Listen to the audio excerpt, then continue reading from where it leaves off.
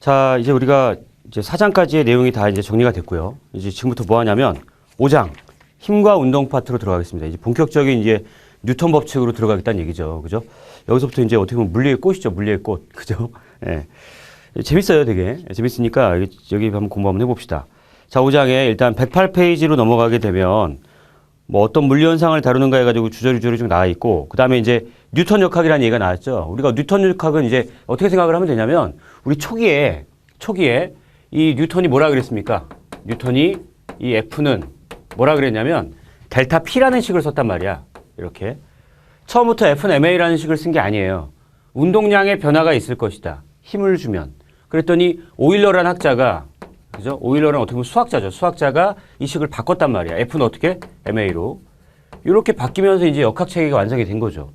그러니까 이 뉴턴은 수학자들의 도움을 좀 많이 받았어요. 그래서 이렇게 해서 이 식이 이렇게 바뀌게 되었다. 그러니까 이제 무슨 개념이냐면 처음에 여기 질량을 가진 물체가 있었다. 근데 이 물체한테 힘을 가했단 말이야. 힘을 가했더니 이 물체가 t초 뒤에 어떻게 됐어? 그랬더니 t초 뒤에 v라는 속도로 갖게 된다는 걸 알게 된 거죠. 그래서 질량을 가진 물체가 v라는 속도를 갖는구나. 그래서 질량 곱하기 속도라고 처음에는 이렇게 말했어요. 심지어 F는 mv다. 근데 이게 시간이 조금만 바뀌어도 속도가 바뀌잖아요. 그래서 이 식을 어떻게 바꾸게 된 것이다. 뉴턴이 이걸 델타 mv라고 정한 거죠. 그러니까 이걸 말하자면 m은 어차피 똑같으니까 m은 똑같고 속도가 변해. 그래서 이걸 쓴 거예요. 이렇게 m 델타 v. 근데 이게 어차피 질량은 안 변하니까 얘를 갖다 안쪽으로 집어넣게 돼서 이게 뭐가 됐다? 델타 mv가 된 거고, 이 델타 mv의 이 질량 곱하기 속도를 뭐라고 했냐면 운동량이라고 했잖아요. 이건 이제 나중에 만들어지게 된 거죠. 그래서 처음에는 이렇게 F는 델타 mv라는 이런 식을 만들게 됐다는 거예요. 그런데 이제 이게 시간에 따라서 속도가 바뀌는 거잖아 라고 해서 오일러에 의해서 이 식이 어떻게 바뀌게 된 거예요? m 곱하기보다 델타 t분의 델타 v로 바뀌게 된 것이다. 아시겠죠?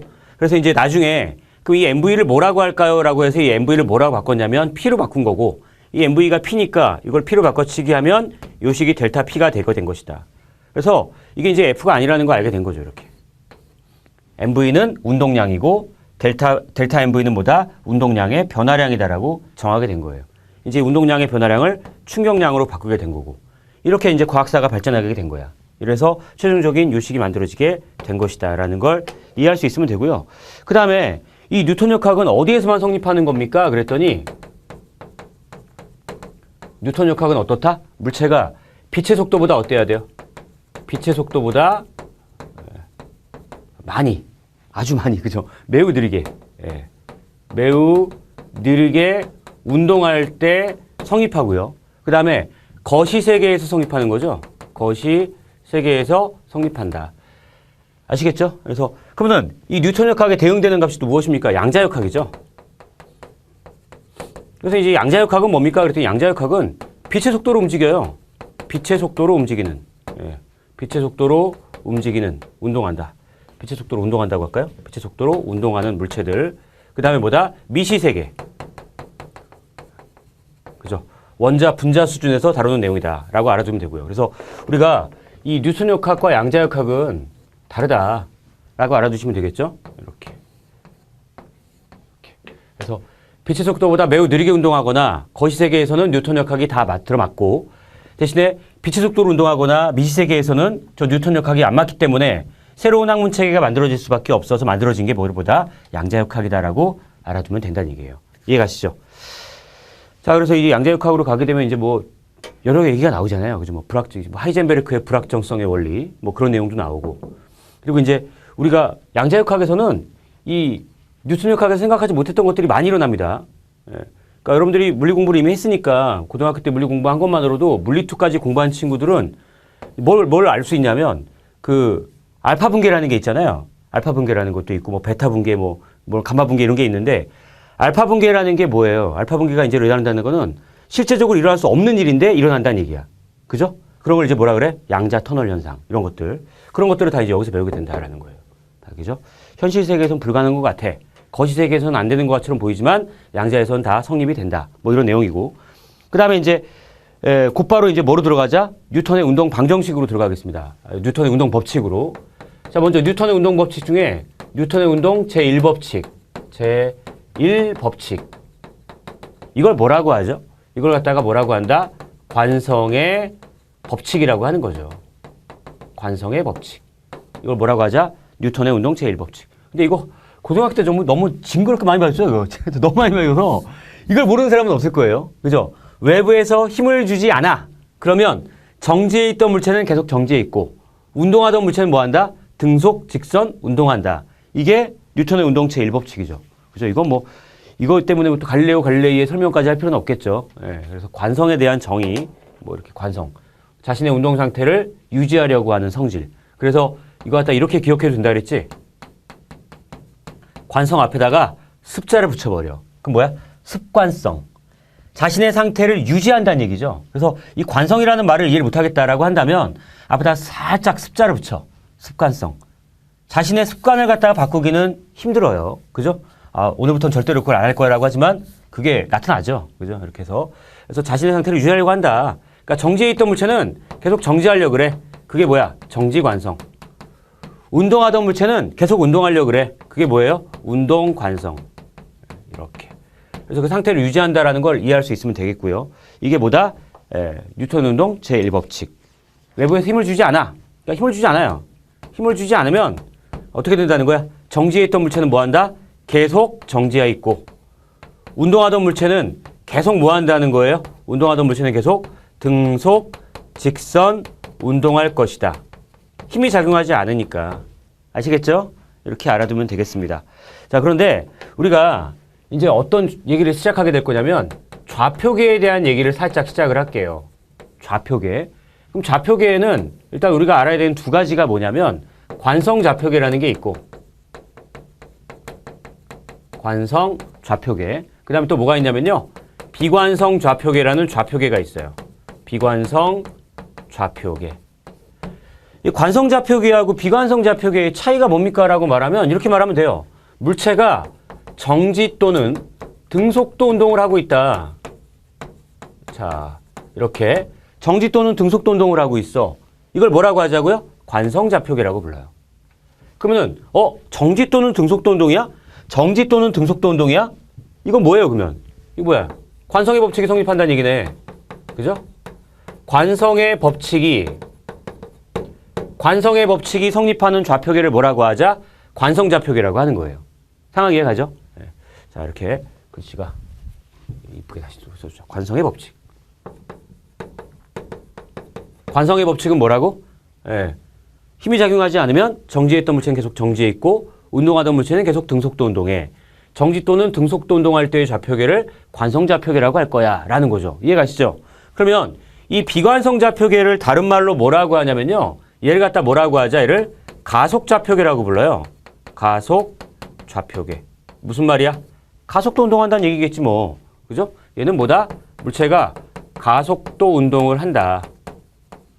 이걸 뭐라고 하자고요? 비관성 좌표계. 가속 좌표계라고 하자. 그러면은 여러분들의 경험을 한번 되새겨 보세요. 가속도 운동을 하는 곳에 내가 같이 있으면 나는 뭘 받는다? 관성력을 받죠. 그죠? 그래서 가속도 방향의 반대쪽으로 뭘 경험한다? 관성력을 경험해요. 그 원운동일 때는 뭐라 그래? 원심력이라고 하는 거잖아요. 그래서 가속도 운동하는 좌표계 내에 있는 물체들은 뭘 경험한다? 관성력을 경험한다. 근데 정지 또는 등속도 운동하는 물체들은 관성력을 경험하지 않아요. 관성의 법칙이 성립하는 거지. 아시겠죠? 이 두 개를 이렇게 구분할 수 있으면 되겠다. 우리가 나중에 상대성 이론을 배울 텐데 이 상대성 이론에서 이 관성좌표계에서 성립하는 상대성 이론이 뭐예요? 이게 특수상대성 이론이죠. 이게 특수상대성 이론이고 그 다음에 이 비관성좌표계, 가속좌표계에서 성립하는 상대성 이론이 뭐다? 이게 일반상대성 이론이란 말이야. 일반상대성 이론. 그죠? 영화는 이제 뭐 인터스텔라라는 영화가 사람들한테 이제 이 상대성 이론에 대해서 많은 그죠? 점을 이제 알려줬잖아요. 그래서 모르는 사람들도 그 영화를 보면은 어느 정도는 이해할 수 있단 말이야. 그래서 저런 것들에 대해서 나중에 배우게 되니까 가장 기본적인 이 좌표계가 무엇인지를 알고 있으면 더 이해하기가 쉬워요. 어떤 가속도 얘기가 나왔으니까 힘에 대한 내용이 나오면 다 그건 뭐야? 일반상대성 이론이야. 그런데 정지 또는 등속도 운동이다. 이런 것들은 다 뭐야? 특수상대성 이론이에요. 그래서 우리가 좌표계를 저런 식으로 일단 이해할 수 있으면 되겠다. 근데 우리가 지금 일단 뉴턴의 운동 제1법칙을 배우는 거니까 관성좌표계를 이해할 수 있으면 된다라는 걸 말해주는 거고요. 다음 페이지에 111페이지를 가면 자, 확인 문제 1번을 풀도록 한번 해봅시다. 가장 기본적인 문제들이니까.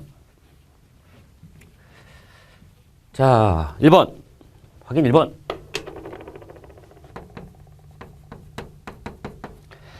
다음 6개의 그림 중 어느 것이 F1과 F2의 벡터 합, 그죠? 알짜임을 구하는 것으로 올바른 것이냐라고 물어봤잖아요. 이거 뭐 너무 쉬우니까 우리가 벡터를 더할 때 우리가 앞에서 이미 벡터 파트에서 다 배웠잖아요. 벡터를 더할 때는 어떻게 해라? 삼각형법으로 구해라. 뭐 예를 들어서 이게 F2다. 그럼 이게 F1이야. 이렇게.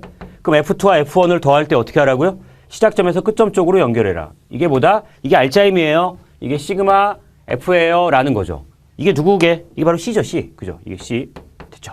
쉽죠? 그 다음에 또 누가 있어요? D가 있죠. 여기 F1을 여기다 놔두고 여기다 뭐 하자는 거야? F2를 이쪽으로 끌고 오라는 얘기죠. 이렇게. 그러면 얘하고 얘 더하면 어떻게 돼요? 시작점에서 끝점으로 연결해라. 이렇게.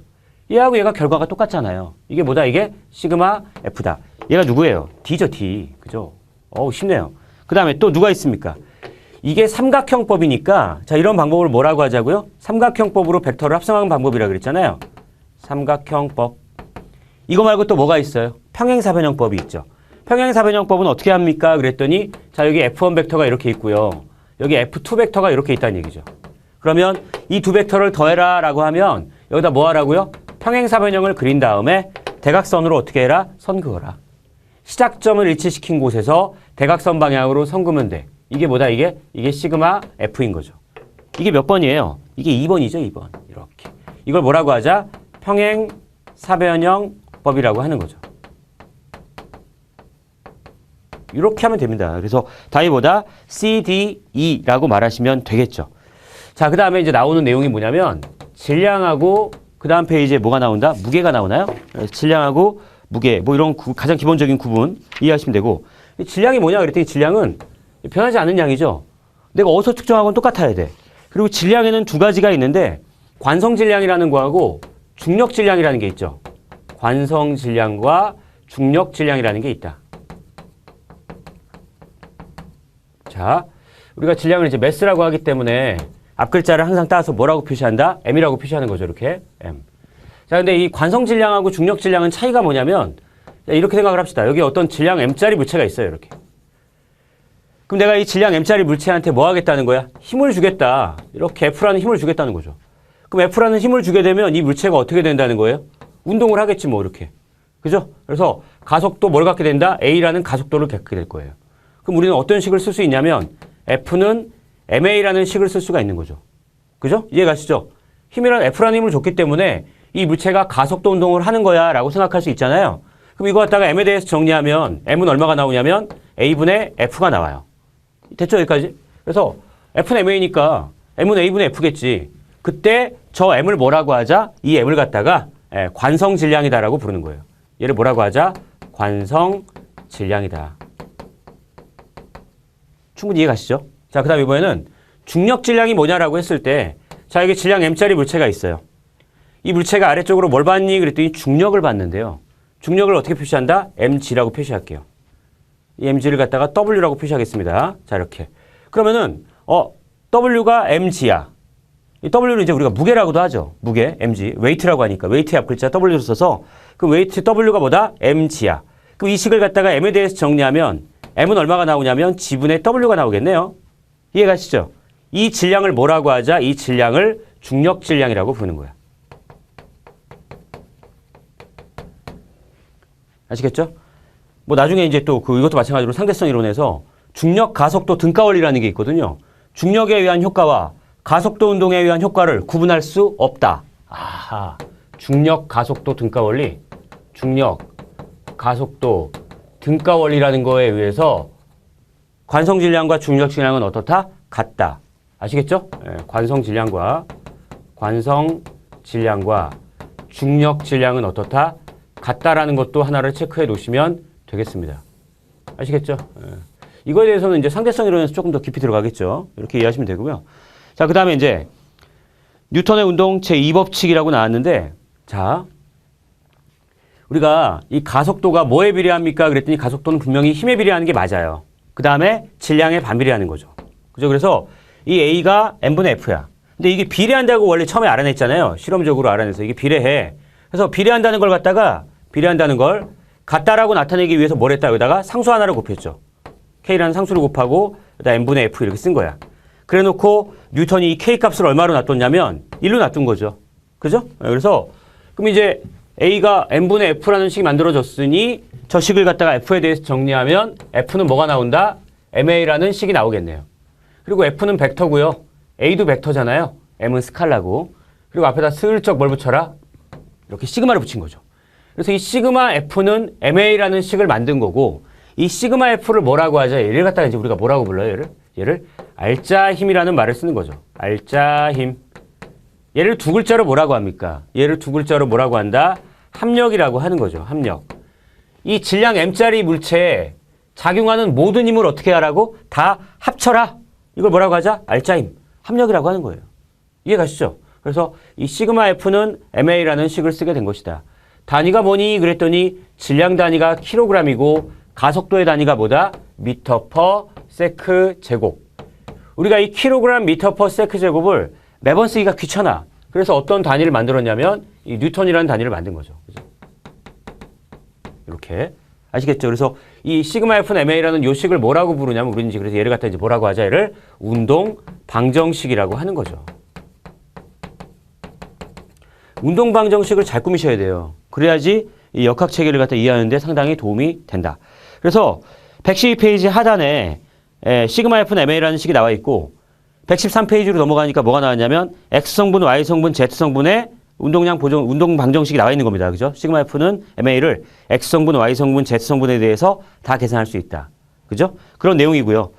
그 다음에 단위도 이제 얘기를 했고 다음 페이지 넘어가시면은 이제 확인 문제가 나와 있어요. 확인 문제가 너무 쉬우니까 자, 확인 문제부터 풀어봅시다. 자, 이 손이 두 개밖에 없는 게 되게 불편하네. 그죠? 손이 하나만 더 있으면 좋겠네요. 책을 들어야 되니까 이거 참. 자, 책을 잘라 갖고 다녀야겠다. 너무 무겁네요. 자, 확인 2번.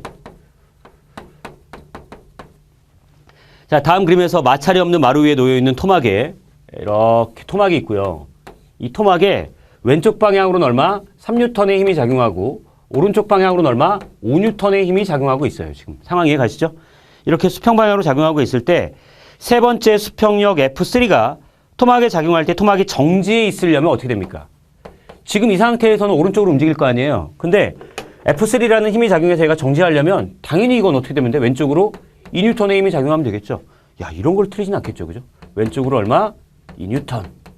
그죠? 그 다음에 두 번째 문제. 왼쪽으로 5m/s의 일정한 속력으로 운동한다? 아하, 얘가 왼쪽으로 V라는 속도로 뭐 한다는 거야? 등속도 운동을 한대요. 근데 어차피 시그마 F가 0이면 시그마 F가 MA래. 한마디로 시그마 F가 MA인데 이게 0이래. 이게 0이라는 거는 가속도가 얼마라는 얘기죠? 0이라는 얘기고 가속도가 0이라는 말에는 두 가지 의미가 있죠. 그죠? 첫 번째가 뭐다? 정지. 이게 바로 A번의 경우죠. 또 하나가 뭐다? 등속도 운동이에요. 등속도 운동.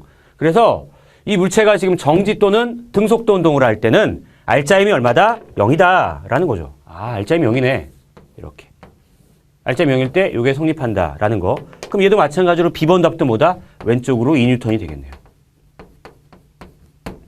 됐죠? 예, 그 다음에 끝났네? 예, 그래서 왼쪽으로 2N, 왼쪽으로 2N이 답이에요. 그 다음에 이제 보기 5-1번을 갑시다. 보기 5-1번. 자, 보기 5-1번은 이제 뭐냐면 이 퍽의 가속도를 구하는 문제거든요. 그래서 A번은 뭐 너무 쉬운 문제니까 A번은 이렇게 된 거죠. 여기 퍽이 이렇게 있다. 근데 얘한테 이제 오른쪽으로 얼마의 힘을 주겠다? F1의 힘을 이렇게 주겠다. F1이 얼마인가요? F1이 4N이죠. 이렇게. 됐죠? 이해 가시죠? 그리고 얘가 질량이 지금 얼마냐 그랬더니 0.2kg이에요. 질량이 0.2kg이다. 얘 가속도가 얼마냐? 야, 이건 여러분들을 무시하는 문제군요. A1이 얼마다? n분의 뭐다? F1 이렇게 된 거죠. 그래서 질량이 얼마다? 0.2kg이고 힘이 얼마라는 거예요? 4N이다 라는 거죠. 예. 상황 이해 가시죠? 이렇게 해서 가속도 구하면 된다라는 것이고 그래서 가속도 구하니까 얼마 나왔다? 20이 나왔다.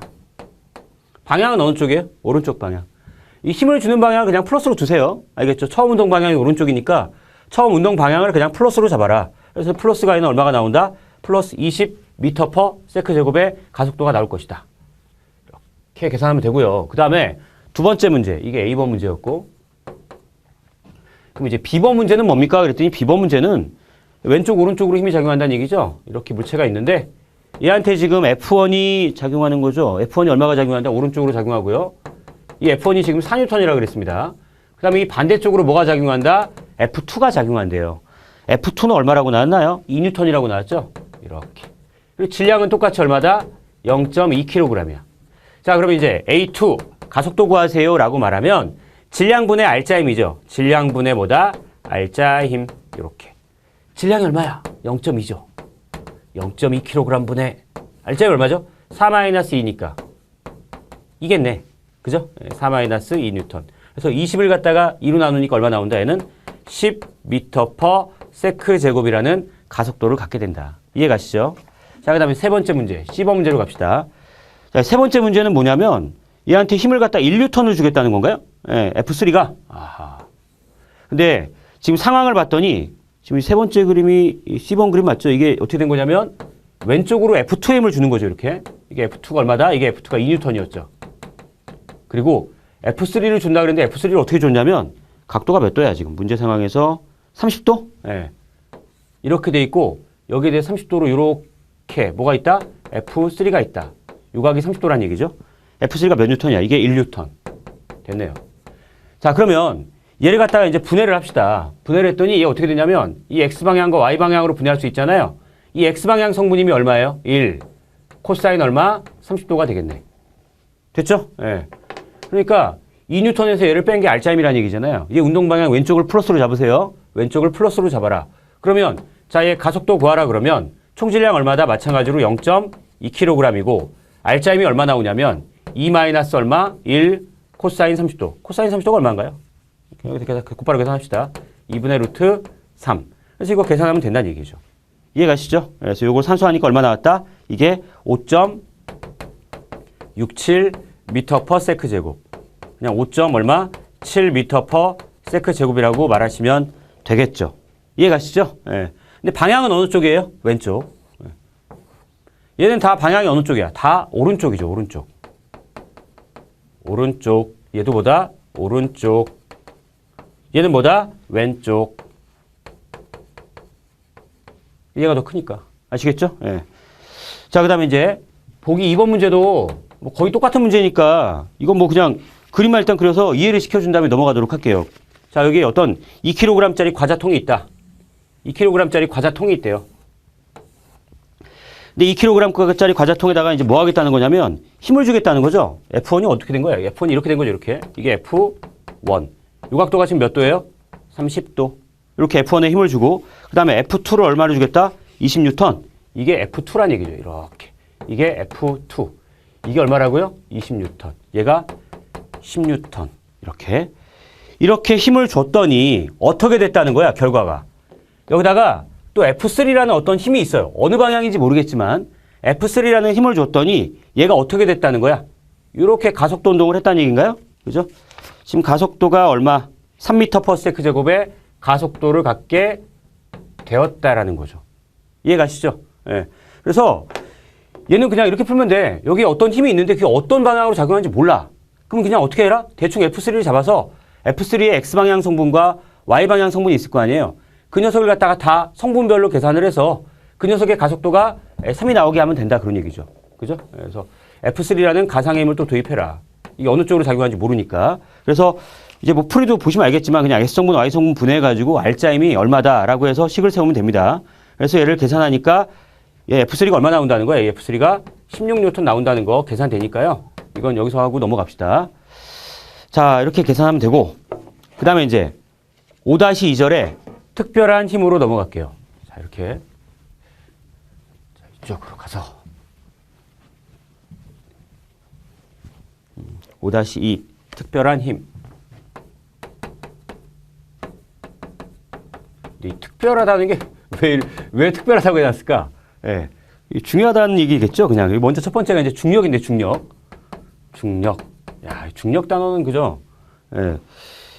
뭐 너무나 이제 우리가 실생활에서 그냥 경험하고 있는 거기 때문에 자, 중력이 뭐냐라고 말하면 이제 뭐라 그래야 돼요? 중력이라는 건 일단은 질량을 가진 물체들이 서로 끌어당기는 걸 뭐라고 하자? 중력이라고 하자. 이걸 이제 만류인력이라고 하는 거죠. 만류인력 또는 중력이라고 하자. 자, 그래서 우리가 예를 들어서 어떤 물체가 이렇게 있어요. 물체가 이렇게 있다. 그럼 이 물체는 아래쪽으로 무슨 힘을 받는다? 중력을 받겠죠.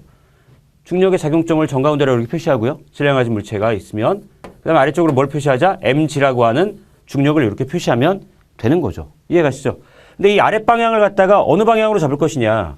만약에 아랫방향을 마이너스로 잡으면 윗방향은 뭐가 돼요? 플러스가 되는 거죠. 그죠? 그래서 중력을 표시하라 그럴 때 이렇게 써주세요.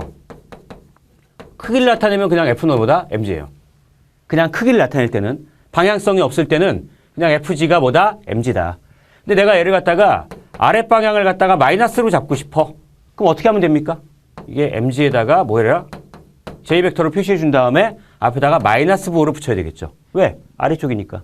우리가 윗방향을 플러스로 놔둘 때는 아랫방향은 마이너스가 된다는 거 이해할 수 있으면 되겠죠. 그래서 마이너스 J햇을 쓰여주면 마이너스 Y방향이다라는 걸 이해할 수 있으니까 됐죠. 그래서 중력은 뭐 어려운 거 아니잖아요. 여기까지 됐어 이렇게. 자, 그랬더니 뭐라는 얘기가 나왔냐면 무게가 나왔어. 무게. 무게하고 중력은 똑같은 거 아닙니까? 그러니까 이 무게는 어떻게 정의를 해놨냐면 지금 거기에 이제 무게의 첫 번째 줄에 정의가 뭐라고 나왔어요? 무게는 물체가 자유낙하를 하지 못하도록 물체에 작용하는 알짜임이래. 자, 무슨 말이냐면 자, 여기 지우개가 있잖아요. 지우개를 손으로 받쳐놓고 있죠, 지금. 그죠? 이해가시죠? 내가 손을 받치지 않으면 얘는 떨어질 거야, 분명히.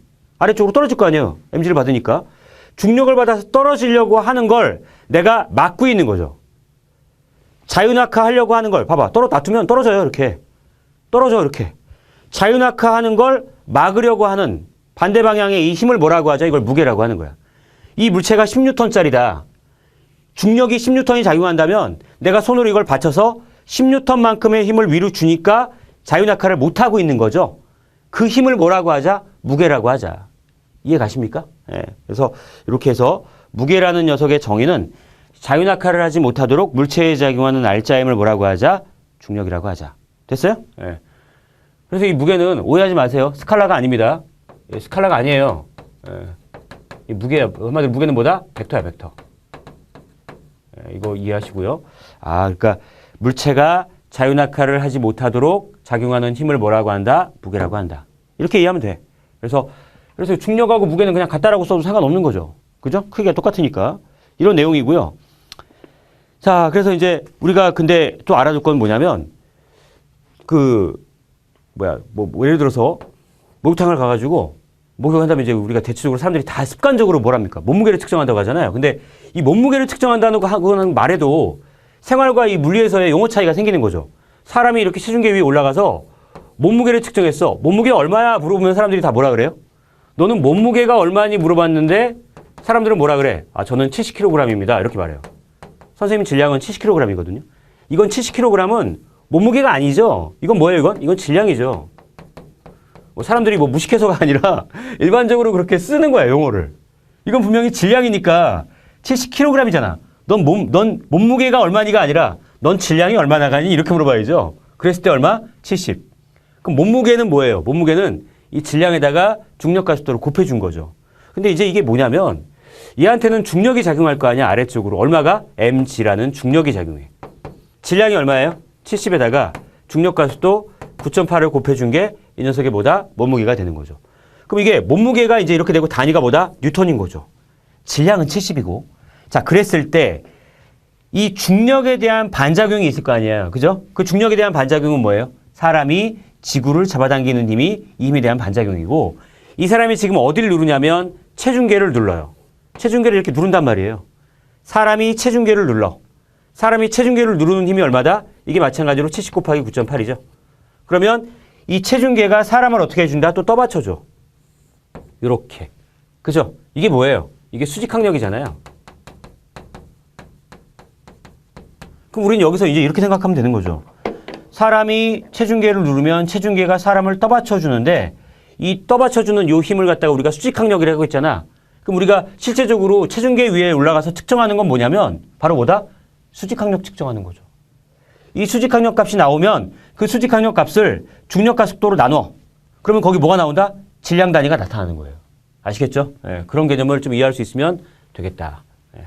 그래서 구분을 좀 하셔야 됩니다. 예. 자, 이렇게 알아두시고 그 다음에 그래서 무게를 측정할 때는 뭘 사용한다? 뭐 용솔저울 이용하거나 양팔저울 이용한다. 이런 얘기가 나왔죠. 예. 그러니까 뭐 질량을 측정할 때 양팔저울 이용하고 용솔저울로 무게를 측정한다. 뭐 이런 내용이 나온 거고 그 다음에 이제 120페이지 넘어가시면 수직력이라고 나왔는데 수직력이 바로 뭐예요? 수직항력을 말하는 거죠. 노멀 포스라고 해서 여기 같은 이제 우리가 뭐라고 한다? 수직력이라고 해놨는데 이게 고등교육과정까지 배울 때 뭐라고 배웠어요? 이걸? 수직항력이라고 배웠죠? 수직항력. 노멀 포스의 앞글자입니다. 앞글자를 따서 n이라고 하자. 됐죠? 그래서 지금 여기 이 그림을 재활용할게요. 사람이 체중계를 눌러 체중계가 사람을 떠받쳐줘. 수직하게. 접촉면에 수직하게. 이 힘을 뭐라고 하자고? 노멀 포스라고 하자. 그런 얘기예요. 이해가시죠? 네. 자, 이렇게 이해하시면 되고. 그래서 이 수직항력이 측정된다라는 거의 의미를 이해할 수 있으면 되고요. 그러니까 물체가 바닥을 누르면 바닥이 물체를 떠받쳐주는 힘을 수직항력이라고 하는 거예요. 자, 이렇게 이해하시고요. 그 다음에 그래서 수평에서는 되게 쉬워요. 수평에서는 수직항력 구하는 게 상당히 쉽거든요. 그런데 이게 빗면일 경우에 수직항력을 좀 이해하기가 힘든 친구들이 있으니까 이걸 정리를 좀 합시다. 자, 여기가 세타예요. 그리고 여기다 이제 뭘 놔두자? 물체를 놔두자. 이렇게. 됐죠? 예. 당연히 이제 잘 하시는 분들도 있겠지만 이제 이걸 처음 하는 친구들은 어려워할 테니까 분석을 할게요. 여기 질량이 m이에요. 자, 이 질량이 뭐 라잼이라고 쓸까요? 이렇게. 그럼 아래쪽으로 중력이 작용할 거예요. 이렇게. mg라는 중력이 작용할 것이다. 그럼 여기가 수직일 것이고 여기 점 찍읍시다. 그 다음에 이걸 빗면 방향과 빗면의 수직인 방향으로 분해를 할게요. 그러면 여기가 점이니까 여기도 마찬가지로 점이 되겠네요. 이해가시죠? 점하고 세타를 더한 건 90도. 그렇지. 그럼 여기가 점이면 여긴 뭐가 된다? 세타. 그 다음에 mg를 어디다 해라? 분해를 해라. 이렇게 분해를 할게요. 뿅, 뿅, 이렇게. 뿅, 뿅, 이렇게. 눈 뜨고 보세요. 눈을 떠야 돼. 삼각형 보이죠? 이 삼각형에서 여기가 높이에 해당하고 여기가 밑변에 해당하니까 높이에 해당하는 게 뭐다? 사인 세라. 그래서 여기 mg 사인 세라 이렇게 써주면 돼요. 그럼 이게 뭐예요? 얘는 mg 코사인 세타 이렇게 되는 거죠. 구분이 가십니까? 그 다음에 접촉면에 수직하게 뭐가 작용한다? 수직항력이 작용해. 수직항력은 항상 접촉면에 수직한 거야. 이렇게 되는 거죠. 이게 바로 뭐다? 이게 수직항력이다. 구분이 가시죠? 만약에 이 물체가 이렇게 빗면에 멈춰 있었다? Y방향 알짜임 없잖아요. 이 방향을 Y방향으로 잡는다면 그럼 얘하고 얘는 어때야 된다? 같아야 돼. 그랬으니까 여기선 수직항력이 얼마라는 거예요? mg 코사인 세타 이렇게 나온다는 얘기죠. 이게 정지에 있어도 mg 코사인 세타고요. 빗면 방향으로 얘가 등속도 운동을 해도 mg 코사인 세타고요. 빗면 방향으로 가속도 운동을 해도 mg 코사인 세타예요. 이해가시죠? 그래서 그냥 이거는 이렇게만 기억을 해도 된다. 충분히 이해 갈 거예요. 이렇게 이해하시면 될 것 같고요. 자, 이제 확인 문제 3번으로 가도록 합시다. 자, 확인 문제 3번. 자, 봅시다. 확인 3번. 그림에서 책상과 물체가 승강기 안에 놓여 있어서 윗방향으로 승강기 안에 놓여 있다고? 엘리베이터 안에다가 책상하고 물체를 놔두래요. 왜 그런지는 묻지 말아야 되겠죠. 그냥 놔뒀어 이렇게. 놔뒀고 여기 질량 m짜리 물체가 이렇게 있다. 됐죠? 그러면 얘가 승강기가 이제 윗방향으로 일정한 속력 또는 증가하는 속력으로 상승한다 했을 때 수직항력의 크기가 mg와 비교해서 큰가 작은가 같은가를 비교하래요. 그러면 지금 만약에 이 엘리베이터가 정지해 있다고 합시다.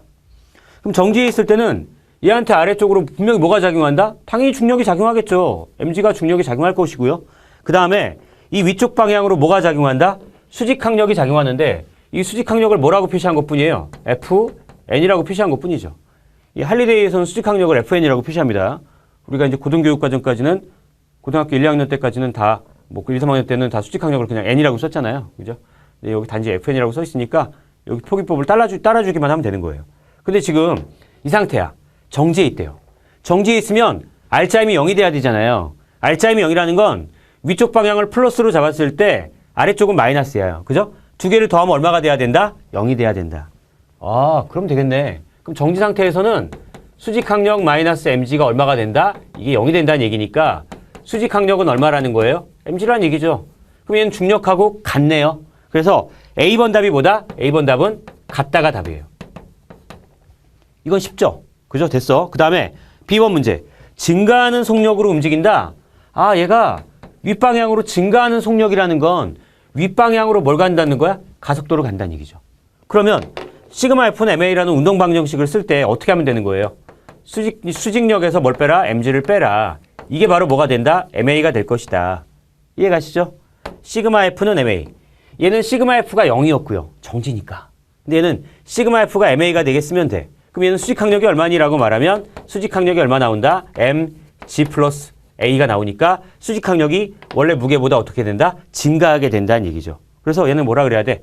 크다라고 말하면 되는 거죠. B번. 크다. 아시겠죠? 예. 요걸 갖다가 이제 우리가 뭐라고 하냐면 얘를 갖다 뭐라고 하자? 얘를 겉보기 무게라고 하는 거예요. 겉보기 무게. 겉보기 무게. 왜 이런 용어를 갖다가 이제 할리데이에서 쓰냐면 이건 실제 무게가 아니에요. 실제 이 물체의 무게는 얼마야? 무조건 mg입니다. 그런데 이 가속도 운동을 하기 때문에 가속도 운동하는 물체는 뭘 받는다 그랬어 아까? 관성력을 받는다 그랬죠? 아래쪽으로 관성력을 받아요. 가속도 방향에 반대쪽으로 관성력을 받기 때문에 실제 무게보다 어떻게 된다? 크게 측정된다. 그래서 이걸 뭐라고 하자? 겉보기 무게라고 하는 거죠. 그러니까 이 수직항력은 겉보기 무게하고 똑같은 거라고 생각하시면 돼요. 이렇게 이해를 하자. 됐죠? 이해 가시죠? 그 다음에 이제 뭐 하자? 마찰로 넘어가겠습니다. 마찰. 그 어차피 여기서는 이 5장에서는 뭐 마찰에 대해서는 깊이 있게 들어가진 않아요. 왜냐하면 6장에서 깊이 있게 들어가니까. 그래서 그냥 마찰이 무엇이니? 라는 것만 알아두면 돼. 운동을 갖다가 뭐 하려고 한다? 방해하려고 하는 힘을 뭐라고 하자? 마찰이라고 하자. 근데 이제 뭐 어차피 다 배우겠지만 마찰은 항상 운동 방향을 방해한다. 운동 방향의 반대쪽이라고 알고 있잖아요. 근데 이거 한번 생각해 보세요. 뭐 그냥 생뚱맞을 수도 있지만 사람이 있는데 사람이 이제 걸어갈 거야 이렇게. 생각을 하자는 거죠. 예, 사람이 있어. 사람이 이렇게 있어요. 사람이 오른쪽으로 갈 거예요. 그럼 운동 방향이 지금 어느 쪽이야? 오른쪽이죠. 아, 그럼 운동 방향이 오른쪽이니까 마찰력은 왼쪽인가요? 아니죠. 얘는 어떻게 되는 거냐면 운동 방향이 오른쪽일 때 마찰력 방향이 같은 방향이에요. 사람이 걸어간다는 게 뭔지를 생각해 보세요. 만약에 선생님이 땅을 아래로 밀면 어떻게 됩니까? 그럼 어떻게 돼? 제자리에서 그 무슨 고장난 장난감처럼 제자리에서 움직일 거 아니야? 땅을 어떻게 된다? 대각선 뒷방향으로 이렇게 밀어야 되겠죠. 상황 이해가요? 그러면 땅을 대각선 아래쪽으로 미니까 이 힘을 갖다 벡터분해 했을 때 이렇게 되잖아요. 땅을 아래쪽으로 미는 힘에 대한 반작용이 뭡니까? 사람을 위로 떠받쳐줘. 이게 뭐야? 이게 수직항력이고요. 땅을 내가 뒤로 밀었으니까 뒤로 미는 힘에 대한 반작용이 뭐야? 사람을 앞으로 밀어주는데 이 힘이 바로 뭐다? 이게 마찰력이라는 얘기죠. 그래서 얘는 마찰력 방향과 운동 방향이 어떻다? 같아요. 이해 가시죠? 그래서 이런 것도 예외도 있다라는 걸 이해할 수 있으면 되겠다. 또는 바퀴가 굴러갈 때요. 바퀴가 이제 오른쪽으로 이렇게 진행해서 간다는 얘기는 바퀴가 땅을 어떻게 한다는 거야? 뒤로 민다는 얘기죠. 바퀴가 땅을 뒤로 미니까 땅이 바퀴를 어떻게 해준다? 앞으로 밀어주는 거라고 생각하면 돼. 그럼 운동 방향과 마찰력 방향이 똑같은 거잖아요. 그죠? 그래서 무조건 운동 방향과 마찰력 방향은 반대다라는 생각을 가지면 안 된다는 얘기예요. 그걸 말하고 싶은 거고. 그래서 이런 식으로 그냥 마찰력을 이해할 수 있으면 되겠다. 이런 저항력 때문에 사람이 걸어갈 수 있는 것이다. 마찰력이 없다. 사람 못 걸어 다녀요. 그죠? 그러니까 무조건 마찰력은 있으면 안 돼. 이것 때문에 손실되는 게 많아가 아니라 마찰력이 없으면 걸어 다닐 수도 없고 차도 못 타요. 그죠? 이렇게 알아두시면 됩니다. 자, 이렇게 알아두시고 그 다음에 이제 뭐 하자? 장력으로 갈게요. 자, 장력. 장력은 이제 우리가 줄이 팽팽해졌을 때 그 줄에 걸린 힘을 말하는 거고요. 얘를 이제 텐션이라고 하잖아요. 텐션. 그래서 앞글자 뭘 쓴다? T를 쓴다. 아, 얘가 지금 마찰력 설명한 거였잖아. 마찰력은 우리가 frictional force라고 하잖아요. CT, frictional force. 이렇게 쓰다가 또 단어 틀리면 안 되는데. 자, 이렇게 frictional force라고 한다. 자, 이렇게 해서 이 앞글자 F를 쓰는 거죠. F. 소문자 F. 그래서 얘를 마찰력을 우리가 소문자 F를 쓰고 장력을 뭐를 쓴다? 대문자 T를 쓴다. 아시겠죠? 네. 영어 단어가 틀리더라도 이해를 해주세요. 뭐지, 우리 맞을 거야, 아마 저렇게. 저렇게 쓰면 되고. 장력이야, 장력. 자, 그러면 자, 우리가 이 장력에 대한 기본적인 이해를 하기 위해서 그리고 장력과 뭘 하자 같이 그냥 운동방 정식에 대한 기본적인 연습까지 같이 해버립시다. 이 문제를 통해서. 여기 개념을 배우는 걸 통해서 가장 기본적으로 이걸 한번 생각해 보세요. 만약에 물체가 이렇게 있다. 여긴 지금 줄이 없습니다. 그죠? 분명히. 내가 얘를 A라고 하고요. A를 3kg, 그다음에 얘를 B라고 하고요. 얘를 2kg이라고 할게요. 이 상태에서 얘한테 오른쪽으로 얼마의 힘을 주겠다? 5N의 힘을 주겠다. 상황 이해가죠?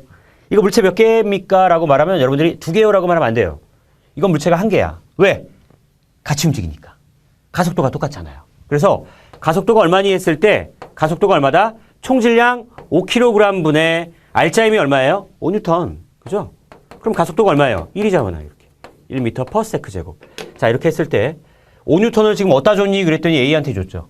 나는 힘을 A한테 준 거야. 이렇게. 얼마를? 5N을. 그랬더니 이제 여기서 상황에서 잘 생각해 보세요. 이게 A 물체고 이게 B 물체인데 나는 분명히 힘을 A한테 줬어요. B한테 준 게 아니에요.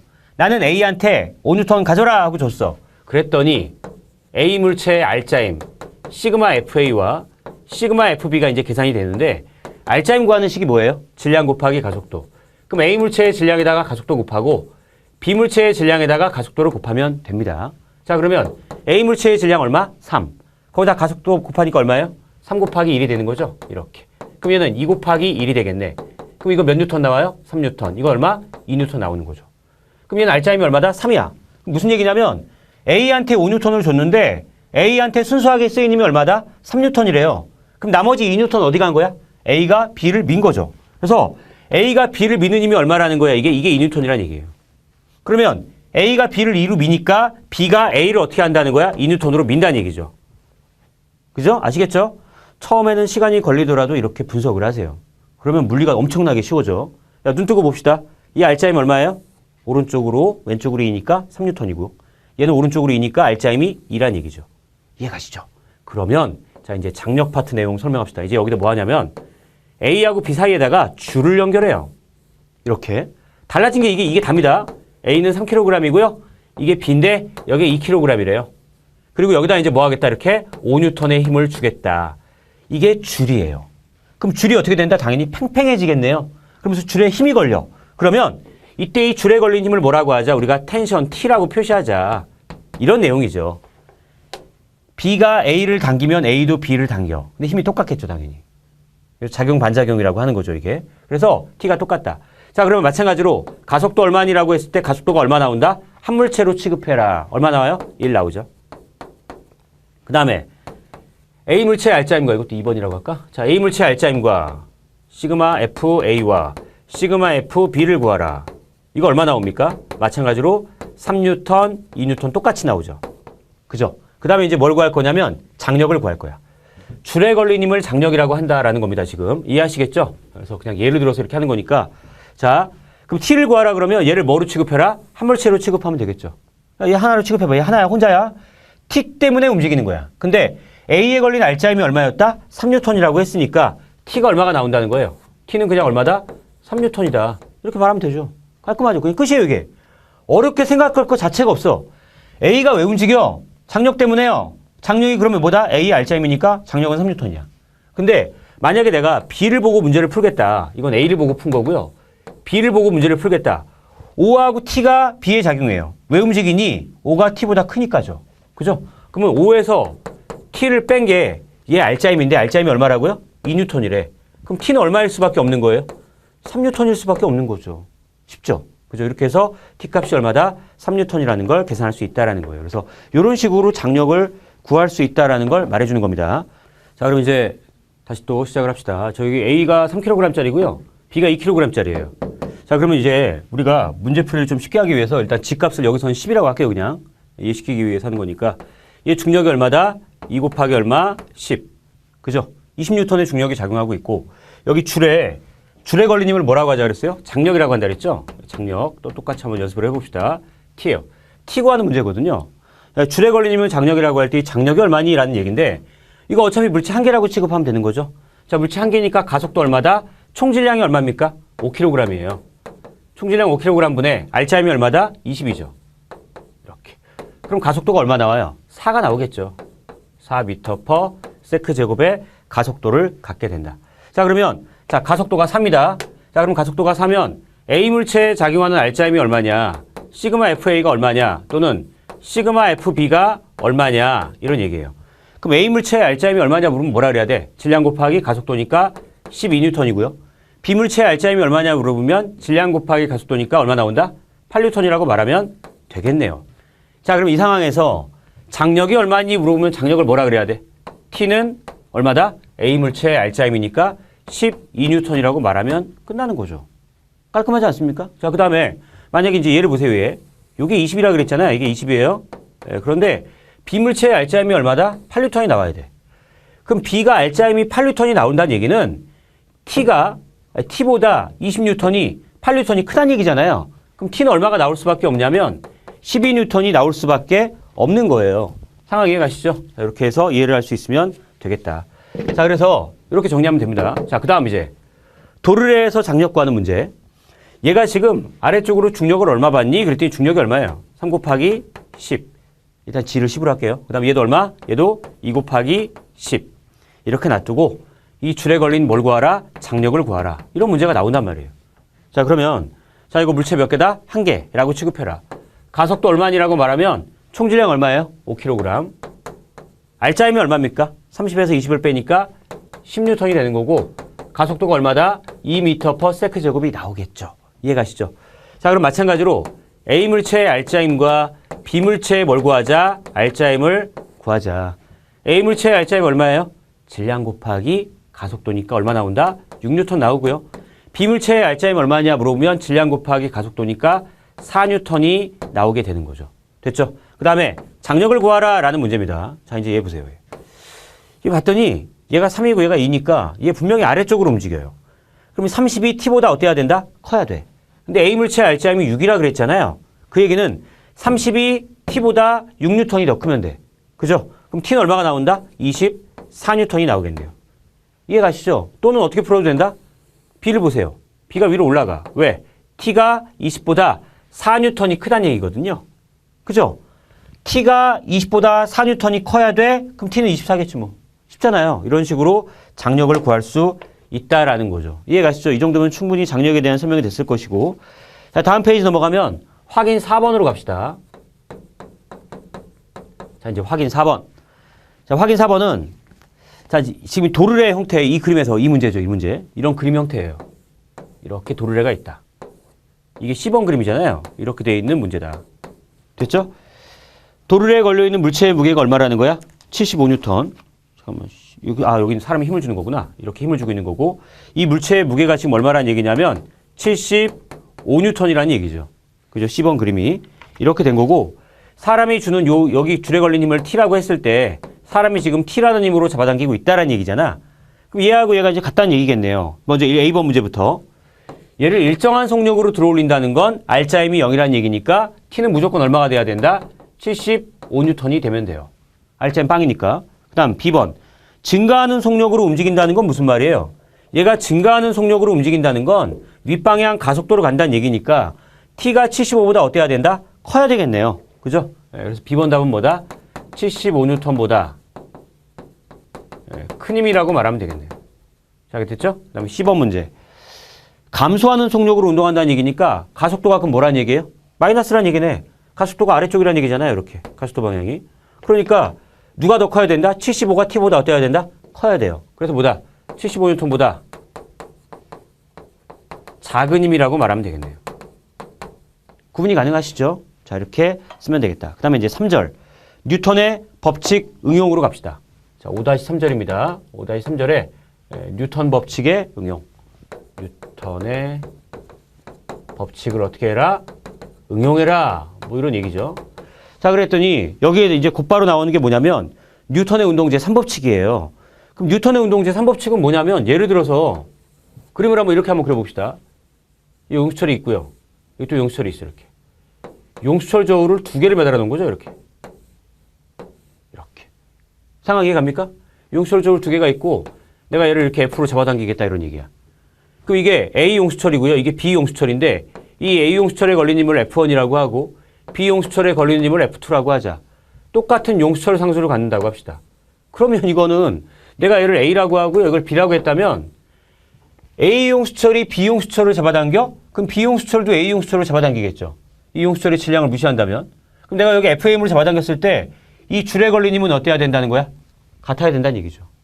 그러니까 F1과 F2는 어때야 된다? 같아야 된다는 얘기야. 아, 왜냐면 내가 용수철을 잡아당겼을 때 이 줄에 걸린 힘은 다 똑같아야 되니까. 이 줄에 걸린 힘이 다 얼마로 똑같다? F로 똑같다는 얘기죠. 그래서 F가 F1, F2로 똑같다는 얘기는 A가 B를 잡아당기는 힘과 B가 A를 잡아당기는 힘은 어떻다? 같다는 얘기예요. 그걸 뭐라고 하자? 작용, 반작용이라고 하자. 이해가시죠? 그래서 질량을 가진 물체들이 만약에 있다면 여기 뭐 질량을 가진 물체가 이렇게 있다고 합시다. 이걸 A 물체라고 하고 이걸 B 물체라고 하자. A 물체가 B 물체를 끌어당기면 B 물체도 A 물체를 끌어당겨요. 이 힘의 크기는 어떻다고요? 무조건 똑같아요. 얘가 질량이 크고요. 얘는 질량이 작아. 그래도 중력은 똑같아요. 질량의 크기하고는 상관이 없습니다. 왜냐하면 곱에 비례하기 때문에. 그래서 무조건 얘 질량하고 얘 질량을 곱한 값에 비례하기 때문에 힘의 크기는 어떻다? 같다. 단지 뭐가 달라요? 딱 보면 알겠지만 방향이 반대죠. 그래서 힘의 크기는 똑같다는 사실을 이해할 수 있으면 되겠다. 그리고 자 이제 많은 친구들이 이제 틀리는 건데 이거 한번 생각해 봅시다. 자 뭐냐면요. 물체를 갖다가 어떻게 해라? 수평면에 놔라. 자 물체를 수평면에 놨어요. 이렇게. 물체가 있습니다. 이렇게. 그럼 이 물체는 아래쪽으로 뭘 받는다? 중력을 받겠죠. 당연히. 자 중력을 받아 아래쪽으로. 자, 중력의 반작용이 뭐냐? 아까 했을 때 뭐라 그랬습니다. 여기서 이상한 얘기하면 안 됩니다. 수직항력이요 라는 말을 쓰면 안 돼요. 중력의 반작용은 중력이라는 힘이 바로 지구가 물체를 잡아당기는 거니까 이 힘의 반작용이 뭐예요? 물체가 지구를 잡아당기는 힘이죠. 이렇게. 이게 뭐다? 이게 mg예요. 작용 반작용은요. 특징이 뭐냐면 힘의 크기가 같고 방향이 반대고요. 작용선이 어때야 돼요? 작용선이 일치해야 돼요. 이게 작용 반작용이에요. 아시겠죠? 그래서 이 작용 반작용이라는 건 작용 반작용이 뭐니라고 말하면 첫 번째 힘의 크기가 어때야 된다? 힘의 크기는 같고 방향은 어때야 돼요? 방향은 반대가 돼야 돼요. 방향은 반대. 그다음 두 번째 어때야 돼요? 작용점이 어때요? 각각 다른 물체 내에 있고 작용선이 일치한다 그랬죠? 자, 작용선이 일치. 작용선이 일치합니다. 그 다음에 세 번째가 뭐니 그랬더니 작용점이 어떻다? 각각 다른 물체 내에 있다. 작용점이 각각 다른 물체 내에 있기 때문에 이 두 힘은 합칠 수가 있다 없다? 없어요. 힘의 평형은 두 힘을 합칠 수가 있죠. 그렇지만 작용 반작용은 작용점이 따로 있기 때문에 합칠 수가 없다라는 걸 기억하라는 얘기야. 이해가시죠? 이렇게 구분할 수 있으면 되겠다. 이게 바로 뭐다? 작용 반작용이다. 자 그러면 이번에는 이 물체가 어딜 누르니? 그랬더니 물체가 지금 어딜 누르고 있어요? 물체가 바닥을 눌러. 얼마로 누른다? mg로 눌러요. 그랬더니 바닥이 물체를 어떻게 해준다? 떠받쳐준다. 이걸 뭐라고 하자 그랬습니까? 이게 바로 normal force, 수직항력이라고 그랬죠. 그래서 이것도 작용 반작용이네요. 자, 이 빨간색과 빨간색은 작용 반작용이고요. 이 노란색과 노란색도 작용 반작용이에요. 그런데 아까 말했던 대로 힘의 평형은 뭐냐면 이런 거죠. 이런 거. 자, 이 물체 봐봐. 이 물체는 지금 움직여요? 안 움직여요? 안 움직이죠? 왜? 중력하고 수직항력이 어떻다? 반대거든요. 힘의 크기 갖고 방향 반대고요. 얘도 마찬가지로 원래 일직선상에 있어서 작용선이 똑같아야 되는데 구분하기 위해서 옆에다 그린 것뿐이에요. 그럼 얘도 뭐다? 작용선 일치해. 그런데 작용점이 한 물체 내에 있죠.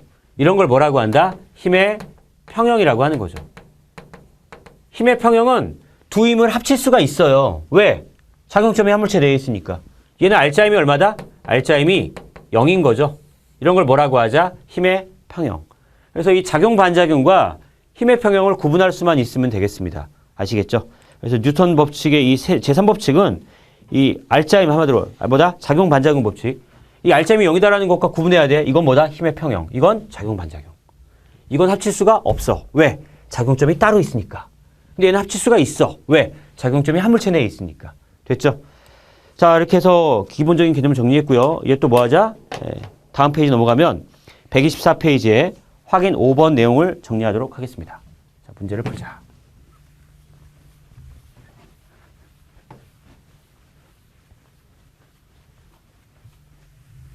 자, 이제 확인 5번 갑시다. 확인 5번.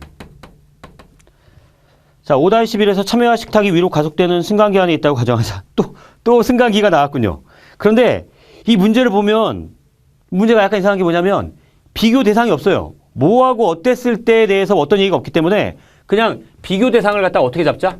우리가 임의적으로 정합시다. 그냥 비교 대상을 뭐로 잡냐면 정지했을 때에 비해서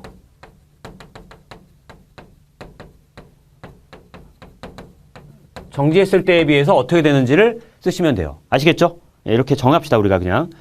자, 참외와 식탁이 위로 가속되는 승강기 안에 있다고 가정합시다. 참외와 식탁이 있는데 참외와 식탁을 엘리베이터 안에 넣자는 거잖아, 이렇게. 식탁에다가 참외를 올려놔라, 이런 얘기죠. 이렇게 됐죠? 이해가시죠? 이렇게 올려놨어요. 예, 그냥 설정한 거니까 이렇게. 이래 갖다가 이제 엘리베이터 안에 집어넣고 어떻게 하자? FTC와 FCT의 크기는 어떻게 되는지를 물어봤습니다. 가속되는 승강기라 그랬잖아요. 가속도? 얘가 지금 윗방향으로 가속도 운동해요. 그죠? 윗방향으로 가속도 운동을 한다. 그러면 지금 문제에서 FTC하고 FCT가 뭔지를 알아야 될 거 아니야? 그러면 지금 FTC하고 FCT는 얘가 얘를 누르는 힘을 말하는 거고 FCT는 얘가 얘를 떠받쳐주는 힘을 말하는 거잖아요. 그럼 우리가 이제 생각을 해보세요. 이제 뭘 생각하면 되냐면 얘 어차피 아래쪽으로 중력 받아요. 그죠? 중력 받고 그 다음에 중력의 반작용이 뭐냐 했을 때 이 중력의 반작용은 이 물체가 지구를 끌어당기는 힘이에요. 분명히. 그죠? 이해가시죠? 그 다음에 이 물체가 어디를 누르냐면 바닥을 눌러요. 이 책상을 누른다는 얘기, 책상을 눌러. 식탁을 누른다는 얘기죠. 물체가 식탁을 눌러요. 물체가 식탁을 누르면 식탁이 이 물체를 어떻게 해준다? 떠받쳐줘요. 이 힘을 뭐라고 하자 그랬어? 수직항력이라고 하자 그랬습니다. 아시겠죠? 자, 그런데 이제 여기서 생각할 건 얘가 지금 가속도 방향이 위쪽이라 그랬잖아요. 이해가시죠? 그럼 지금 이 물체만 생각해봐. 이 물체만. 이 물체만 생각한다면 이 물체한테 작용하는 힘은 수직항력하고 중력밖에 없죠. 그죠? 그러면 식을 어떻게 쓰면 되냐면 수직항력에서 중력을 빼라. 이게 뭐가 된다? R자임 MA가 되는 거고요. 수직항력이 얼마냐 그랬더니 수직항력이 얼마 나온다? mg 플러스 a가 나온다는 얘기죠. 그럼 얘가 정지해 있었을 때는 n하고 mg가 똑같았었죠. 이 엘리베이터가 정지해 있었다면 수직항력하고 mg는 똑같았겠지만 얘가 윗방향으로 가속도 운동을 해버리면 수직항력이 어떻게 된다는 거야? 증가해요. 얼마로? mg 플러스 a로 증가하게 된다. 그럼 수직항력이 증가한다는 건 얘가 얘를 누르는 힘도 어떻게 된다? 증가한다는 얘기죠. 그래서 FCT와 FTC는 어떻게 된다? 증가한다고 말을 쓰면 되겠습니다. 그래서 첫 번째 답이 뭐야? 안 넘어가냐, 왜 이렇게? 첫 번째 페이지 답은 그래서 확인 문제 5번에 A번 답은 뭐다? 증가라고 쓰면 되겠죠. 보이죠? mg에서 mg 플러스 a가 됐으니까 증가. 그 다음에 B번. 두 힘이 여전히 크기는 같고 방향은 반대인가? 그럼 뭐라 그래야 돼요? 그렇다라고 하면 되겠죠. 그렇잖아요. 방향 반대예요. 그래서 그렇다라고 쓰면 돼. 그 다음에 C번 문제. FC와 FEC는 증가하는가 감소하는가 아니면 불변인가? 이건 뭐예요? FC하고 FC하고 FEC는 이 중력이잖아요. 이 물체에 작용하는 중력 자체는 바뀐다 안 바뀐다? 안 바뀌고요. 이 물체의 중력이 mg가 이렇게 작용하면 이 물체가 지구를 끌어당기는데 얼마로 끌어당긴다? mg로 끌어당겨요. 이 중력 mg 자체는 바뀐다 안 바뀐다? 안 바뀌어. 그래서 답을 뭐라고 써야 돼요? 자, 그래서 자꾸 왔다 갔다 하는 게 힘드네. 넘기니까. 그죠? C번보다 불변. 그 다음에 D번. 두 힘의 크기가 여전히 같고 방향은 반대인가? 그럼 뭐라고 하면 돼요? 그렇다라고 하면 되겠죠. 뭐. 그렇다. 이렇게. 됐죠? 자, 이렇게 해서 이제 됐고요. 그 다음에 이제 뉴턴 법칙의 응용이라고 해서 곧바로 뭐가 나왔냐면 보기 문제가 이제 등장을 해서 문제를 풀어라 그런 얘기야. 네. 자, 그럼 이제 얘를 갖다 좀 이해를 해봅시다. 곧바로 나온 이제 보기 문제가 뭐냐면 아까 풀었던 문제하고 좀 비슷한 문제죠. 이렇게 돼 있고 이게 보기 지금 몇 번이야? 보기 3번입니다. 보기 3번. 자, 보기 3번. 여기 위에다가 라지 m짜리 물체를 놔두고요. 줄로 연결해가지고 도를 해서 여기다 뭘 놔두겠다? 스몰 m짜리 물체를 놔두겠다 이런 얘기죠. 상황 이해가죠? 근데 이 m짜리가 얼마냐면 질량이 얘가 3.3kg짜리야. 그리고 스몰 m짜리가 있는데 스몰 m짜리는 질량이 얼마냐면 2.1kg짜리 물체인 거죠. 그죠? 그 다음에 이게 줄로 연결되어 있으니까 이 줄에 뭐가 걸린다? 장력이 걸릴 거예요. 이렇게. 됐죠? 네. 됐습니다. 자, 이렇게 놔두고 문제가 뭐냐면 A번. 토막 S의 가속도를 구하라. 토막 S가 누구야? 얘가 S인가요? 예, 토막 S고요. 얘가 토막 H예요. 예, 아시겠죠? 예, 토막 S, 토막 H. 근데 토막 S의 가속도를 구하라는 건 토막 H의 가속도를 구하라는 말과 똑같은 말이죠. 왜? 이 물체는 몇 개다? 한 개. 예, 그죠? 이게 가속도가 똑같기 때문에 그냥 한 물체로 취급하면 돼요. 그리고 이게 도저히 이해가 안 가는 친구들은 이렇게 해버려, 그냥. 어떻게 해라? 펴세요, 그냥. 도르래를 펴버려. 이렇게. 이렇게 있다고 생각하고 오른쪽으로 힘줬다고 생각하면 돼. 오른쪽으로 무슨 힘을 줍니까? 중력밖에 없잖아요. 이 중력이 얼마인가요? 2.1에다가 9.8 곱한 게 이 물체에 작용하는 중력인 거죠. 그래서 여기다가 이렇게 2.1 곱하기 얼마? 9.8이라는 중력을 줬다라고 생각하고 문제 풀면 돼요. 똑같은 문제입니다. 아까 풀었던 유형하고 똑같죠? 자, 그래서 첫 번째, 이 토막 S의 가속도를 구하라는 게 A번 문제인데 이게 A번하고 B번이 값이 똑같겠죠. 왜냐면 얘 가속도나 얘 가속도나 똑같으니까. 그래서 A번하고 B번은 가속도 그냥 구하는 거니까 자, 총질량 얼마입니까? 얘하고 얘 더하니까 3.3 더하기 얼마? 2.1분의 R자임이 얼마라고요? 2.1 곱하기 얼마? 9.8 해주면 가속도가 나오겠네요. 이해 가시죠? 그래서 가속도 계산하니까 얼마 나오냐면 이게 3.8m/s 제곱이 나와요. 아, 이거 쉽네요. 그죠? 쉽게 풀었습니다. 다음 두 번째 문제가 뭐냐 그랬더니 C번 문제가 이게 A번, B번 문제였고 줄의 장력 구하래. 아하. 아까 줄의 장력 어떻게 구하라 그랬습니까? 요 토막 S의 R자임이 뭐다? 장력이다라 그랬죠. 장력 때문에 움직이니까. 그래서 C번 문제는 장력은 어떻게 구하자? 질량이 얼마예요? 3.3에다가 가속도 얼마예요? 3.8을 곱해주면 바로 뭐가 된다? 이게 장력이 된다. 그래서 장력값 계산하면 얼마 나온다? 이게 13N 이렇게 나와요. 쉽죠? 뭐 이렇게 풀면 됩니다. 그래서 이렇게 해서 정리하시면 되고 그 다음에 이제 4번 문제, 보기 4번 문제로 갑시다.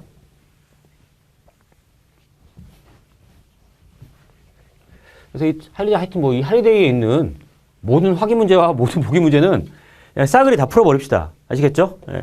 자, 이제 보기 4번 갈게요. 자, 보기 4번을 가니까 보기 4번은 뭡니까 그랬더니 경사면이 이렇게 있대요. 경사면이 이렇게 있다. 끼인 각 세타가 있고요. 세타가 몇 도라고 나왔나요? 세타가 30도. 자, 좋아요. 세타가 30도가 있고 여기다가 물체를 갖다 어떻게 하자? 이렇게 놔두자. 근데 이 물체를 갖다 어떻게 하자는 거야 지금? 경사면 위로 토막을 어떻게 하겠다? 끌어당겨서 가속도 운동을 시키겠다. 그런 얘기겠죠. 그죠? 됐죠? 자, 그러면 이렇게 됐을 때 이 장력의 크기가 줄로 연결돼서 얘를 잡아당기고 있는데 이 장력이 지금 얼마라는 거예요? 장력이 25N. 이렇게 나온 거죠. 그리고 요 녀석 너 질량 얼마니? 그랬더니 얘 질량이 얼마냐면 질량이 5kg이래요. 이렇게 됐죠. 그럼 이제 문제를 어떻게 풉니까? 일단 뭐 하자? 가장 기본적으로 중력을 표시하자. 중력의 아래쪽으로 얼마가 작용하죠? 5 곱하기 얼마? 9.8이라는 중력이 작용하겠죠. 그 다음에 얘를 벡터 분해했더니 요렇게 된다라고 아까 벡터 분해 연습했었죠. 여기가 뭐다? 세타다. 그럼 여기는 얼마 나옵니까? 자, 얘를 벡터 분해한 거니까 얘가 사인 성분이잖아요. 그럼 얘는 얼마 나온다? 5 곱하기 9.8에 사인 얼마? 30도 이렇게 하면 되겠네. 그럼 얘는 얼마죠? 5 곱하기 9.8에 코사인 얼마? 30도 이렇게 해주면 되겠네. 그러면 지금 내가 윗방향으로 25N으로 잡아당기고 있고요. 이 아래쪽으로 요만큼의 힘이 작용한다는 얘기잖아. 사인 30도는 얼마? 2분의 1. 그죠? 예. 그래서 이 윗방향으로 가속시킬 때 그 가속도의 경사면 성분이 얼마인지를 구하라. 그러니까 결론적으로 요 방향 가속도가 얼마인지 구하라는 얘기네. 됐네요? 그럼 결론이 뭐야? 25 마이너스 얼마? 5 곱하기 9.8 곱하기 얼마? 2분의 1. 요게 뭐다? 질량이 얼마죠? 5 곱하기 A 이렇게 하면 되죠. 이 방향을 갖다가 플러스 X방향으로 두세요. 그죠? 그래서 25 마이너스 이 반대쪽 힘이 질량 곱하기 가속도다. 시그마 F는 MA라는 식을 세우고 이 가속도 구하라는 얘기니까 이 가속도 산수하면 얼마 나와요? 0.1m/s 제곱 이렇게 나온다는 얘기예요. 어렵지 않죠? 그래서 이 빗면에 대한 두려움을 갖지 말라는 얘기입니다. 아시겠죠? 빗면만 나오면 뭔가 어려워 보인다고 생각하는데 그게 아니야. 어려운 게 아니라 공부를 안 한 것뿐이에요. 그래서 공부를 하시면 익숙해질 것이다. 됐죠? 그래서 이렇게 풀면 되고 그 다음에 이제 5번 문제 갑시다. 자, 이제 보기 5번 문제.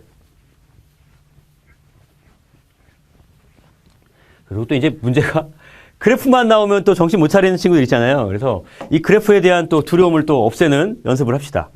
자, 그래프에 대한 두려움을 없애자. 지금 얘 보니까 얘는 그래프가 어떻게 나왔냐면요. 이렇게 돼가지고 뭐 그래프가 어떻게 나왔어? 이렇게 나왔죠? 여기가 몇 도다? 여기가 90도예요. 90도일 때 가속도가 얼마냐 그랬더니 가속도가 얼마 나왔냐면 이게 얼마야? 0.5인가요? 이렇게. 이 값을 읽으시면 돼요, 그냥. 0.5 m/s 제곱. 이 그래프가 왜 주어졌는지를 잘 보세요. 자, 이 문제는 그래프에 숫자만 있는 것이 아니라 정보를 구하는 문제입니다. 라고 나왔네요. 어렵네요. 그죠? 어려워 보여요. 그죠? 겉보기에는. 마찰 없는 마루 위에 놓여있는 질량 4kg의 토막에 작용한 힘을 보여줍니다. 여기 물체가 이렇게 있는데요. 이 물체한테 지금 힘을 주는데 힘을 이렇게 주겠다는 얘기고 요 끼인 각을 뭐라고 하겠다? 요 각을 세타라고 놔두겠다는 얘기죠. 이해 가시죠? 예, 이렇게 놔뒀고. 그 다음에, 다른 힘 F2는 크기와 각도가 일정하게 수평 방향으로 작용하는데, 그러니까 여기 이제 F라는 힘이 있고, 그 다음에 또 F2라는 다른 힘을 주겠다는 얘기잖아요. F2라는 다른 힘을 줄 텐데, 얘가 크기와 각도가 일정하게 수평 방향으로 작용한대. F2는 무조건 수평 방향으로 작용한다는 얘기네요. 그래서 0도와 90도 사이의 각도 세타에 대한 토막 가속도의 수평 성분 AX의 변화를 측정하라 그랬고, 세타가 180도에서 AX가 얼마인지를 구하라라는 게 문제입니다. 아시겠죠? 야, 그러면 지금 요 녀석은 이 F1의 이 코사인 성분이 수평 방향 성분이잖아요. 이렇게 얘를 벡터 분해하면 이렇게 되잖아. 이걸 지금 F1인가요? F1이네. 그죠? 얘가 F1. 그럼 얘가 얼마 나온다? 얘가 F1의 코사인 세타가 되고, 얘가 뭐가 된다? F1의 사인 세타가 된다라는 내용이겠네요. 상황 이해 가시죠? 예. 그래서 지금 우리가 이제 요 녀석의 문제를 풀 때, 어떻게 이제 이 식을 이해시킬 거냐면, 문제에서 준 정보가 지금 이거밖에 없는 거죠. 얘가 질량이 얼마다? 4kg. 됐죠? 이렇게 된 거고. 됐나요? 그리고 지금 F2는 크기와 각도 일정한 수평 방향으로 작용한다고 했으니까, 얘를 갖다가 지금 F2라는 녀석을 그러면 이 같은 방향으로 이렇게 주면 되나요? 이렇게? 이렇게? F2? 예, 그지? 됐죠? 문제에서 다른 얘기가 없으니까. 됐어요. 이렇게 된 거야, 이렇게. 자, 그럼 이제 분해를 합시다. 자, 이렇게 해서 F1 코사인 세타와 F2가 같은 방향이니까 F1 코사인 세타에다가 뭘 더하자? F2를 더하자. 이거 더한 게 뭐라는 거예요? 알짜임이니까 이게 수평 방향 알짜임이잖아요. 그래서 질량 곱하기 보다 가속도 AX 이렇게 써주면 되겠죠. 자, 그러면 세타에다가 뭘 집어넣자? 세타에다가 만약에 0도를 집어넣거나 90도를 집어넣으면 어떻게 될 것인지를 생각해 보면 되겠죠. 세타에다가 만약에 90도를 집어넣게 되면 코사인 90도가 얼마예요? 0이잖아요. 그럼 결론적으로 어떤 식을 쓸 수 있냐면 F2가 얼마다? 4AX라는 식을 쓸 수가 있겠죠. 이해 가시죠? 그 다음에 또 세타에다가 뭘 집어넣자? 세타에다가 그리고 세타가 90도일 때 얘 가속도 얼마라고 나왔습니까? 지금 0.5라고 나왔죠? 이해 가시죠? 그럼 여기다가 0.5를 집어넣어봐. 저기 아까 한 거죠. 90도일 때 얼마? 0.5. 그래서 4 곱하기 얼마? 0.5 해주면 F2가 얼마라는 결과를 얻냐면 2N이라는 결과를 얻을 수가 있어요. 이해 가시죠? 자, 그 다음에 이번에는 우리가 여기 세타에다 몇 도를 집어넣냐면 0도를 한번 집어넣어 볼게요. 그럼 세타에다 0도를 집어넣자. 자, 이번엔 세타에다 0도를 집어넣어요. 그러면은 코사인 0도가 얼마냐면 1이잖아요. 그럼 얘는 F1에다가 F2를 더한 게 F2가 2잖아요. 지금 그죠? 이게 얼마다? 4AX다라는 값이 나오고 세타가 0도일 때 가속도가 얼마냐 그랬더니 AX가 얼마였습니까? 3이었죠. 이해 가시죠? 예. 이런 식으로 해서 F1을 구하면 F1이 얼마 나오냐면 얘가 10N이 나와요. 이해 가시죠? 충분히. 자, 이렇게 해서 F1이 얼마다? F1이 10N이고 F2는 얼마다? 2N이라는 걸 구할 수 있다라는 겁니다. 됐죠? 예, 이렇게 해서 계속 구하시면 되고요. 자, 그 다음에 이제 그리고 문제가 지금 그 세타가 180도에서 AX 구하는 거잖아요. 그러니까 이제 어떻게 하자? 세타에다가 180도를 집어넣어요. 이걸 구하라는 문제죠. 그죠? 세타가 180도일 때 뭘 구하라? 가속도를 구하라라는 게 문제입니다. 그럼 F1 코사인 세타 더하기 F2가 이게 4 곱하기 AX인데 F1에다가 얼마 집어넣어야 돼요? 10. 그 다음에 코사인 얼마? 180도 플러스 F2가 얼마예요? 2는 4AX란 얘기죠. 됐죠? 예. 그럼 코사인 180도가 얼마입니까? 이게 마이너스 1이에요. 그러면은 AX가 얼마 나온다? 나오죠, 이제. AX가 얼마 나오냐면 이게 마이너스 2가 나오겠죠. 이렇게 해서 계산하면 되는 문제입니다. 자, 그 다음에 이제 6번 문제로 가보도록 할게요. 자, 보기 문제 이제 6번. 이게 보기 문제 5번이었고, 이제 보기 문제 6번. 번호를 써야겠네요. 보기 6번 문제로 갑시다. 자, 승강기 안에 힘이라고 되어 있는데, 승강기 안에 힘. 이게 뭔 소리냐면, 여기 승강기 안에 누가 타고 계신 거예요, 이거? 아인슈타인 형님께서 타고 계신 거죠. 자, 이렇게 승강기가 이렇게 있고, 이 승강기 안에 체중계가 있고요. 체중계 위에 이렇게 아인슈타인 형님이 타 있는 겁니다, 이렇게. 됐죠? 예. 질량이 얼마냐 그랬더니, 이 아인슈타인의 질량이 지금 얼마냐면 72.2kg. 정상이죠. 정상적인 체중이죠. 이렇게 나와 있고, 그 다음에 이 승강기가 정지해 있거나 아니면 또 올라가거나 내려가는 경우에 저울 눈금이 어떻게 될지가 궁금하다라고 돼 있고, A번 문제. 승강기가 수직 방향으로 어떻게 운동하면 저울의 눈금이 어떻게 변할지에 대한 일반적인 답을 구하래요. 일반적인 답이라는 게 무슨 말일까요? 자, 만약에 이 승강기가 정지해 있어. 승강기가 정지해 있을 때 일반적인 힘을 갖다 어떻게 구하냐요? 뭔 소리야? 이 아래쪽으로 중력이 작용하겠죠? 중력이 작용하고요. 그 다음에 윗방향으로 뭐가 작용한다? 수직항력이 작용하겠네요. 그죠? 근데 정지해 있을 때는 알짜임이 0이니까 정지해 있을 때는 알짜임이 0이잖아요. 그죠? 정지해 있을 때는 알짜임이 0이야. 시그마 F가 0이야. 그 얘기는 수직항력에서 mg를 빼면 이게 얼마가 나온다? 0이 나온다는 얘기고 수직항력이 얼마니 물어보면 그냥 mg가 되는 거죠. 이게 정지 상태에서의 그냥 식이에요. 그런데 정지해 있을 때도 이렇지만 만약에 이 엘리베이터가 V라는 속도로 뭐 한다? 등속도 운동을 한다고 생각해 볼게요. 등속도 운동. 등속도 운동을 해도 알짜임이 얼마다? 0이죠. 어라? 이것도 0이네? 이때도 그럼 결과가 어떻게 나온다? 똑같이 나와요. n이 얼마라는 거야? mg. 그래서 정지 또는 등속도 운동일 때는 수직항력이 얼마다? mg라고 식을 쓰면 되겠죠. 이해가시죠? 이렇게 해서 하나 만들어 놨고요. 그 다음에 이제 또 뭐냐면 만약에 이 엘리베이터가 윗방향으로 가속도 운동을 한대요. 윗방향으로 가속도 운동을 한다. 엘리베이터가 윗방향으로 가속도 운동을 한다는 얘기는 수직항력과 중력 중에 누가 더 크다? 수직항력이 더 크다는 얘기죠. 자, 이제 지금 일반적인 답을 만드는 거니까 정지, 등속도, 그 다음에 윗방향 가속도. 윗방향으로 가속도 운동할 때는 n이 mg보다 커야 돼요. 그죠? n이 mg보다 커야 돼. 그러니까 n에서 mg를 뺀 게 이게 뭐가 된다? ma라는 운동 방정식을 만족하면 되겠죠. 시그마 F는 ma니까. 그럼 수직항력이 얼마냐라고 말하면 수직항력이 얼마 나옵니까? mg 플러스 a가 되기 때문에 무게가 어떻게 된다? 증가하게 된다. 겉보기 무게가 증가한다는 거죠. 아까 수직항력은 mg고 이 수직항력이 얼마로 바뀐다는 거야? mg 플러스 a로 바뀌니까. 그죠? 이렇게 알아두면 되고. 그럼 이번에는 아랫방향으로 가속도 운동하는 경우를 한번 생각해 봅시다. 그럼 아랫방향으로 가속도 운동을 할 때는 당연히 누가 더 커야 돼요? 중력이 수직항력보다 커야지 아랫방향 가속도로 갖는 거잖아요. 이거 어떻게 할까? 이렇게 쓸까요? 이렇게. 아랫방향 가속도. 그럼 중력이 수직항력보다 커야 돼. 자, 그럼 여기다 쓸까요? 자, 중력이 수직항력보다 크다. 그러면 얘는 이제 어떻게 써야 돼? mg 마이너스 n이 뭐가 된다? 알짜임 ma가 되는 거죠. 됐죠? 그럼 수직항력이 얼마니라고 말하면 수직항력 우변으로 넘기면 되니까 이게 m 뭐가 나온다? g 마이너스 a가 나오게 되는 거죠. 그래서 겉보기 무게가 얘는 증가하고 겉보기 무게가 감소한다. 라는 거. 이해할 수 있겠죠? 자, 그래서 이렇게 일단 일반적인 답을 구하는 게 A번 문제였습니다. 이게 A번 문제 답이에요. 이렇게 쓰면 되고요. 그 다음에 B번 문제가 뭔가 볼까요?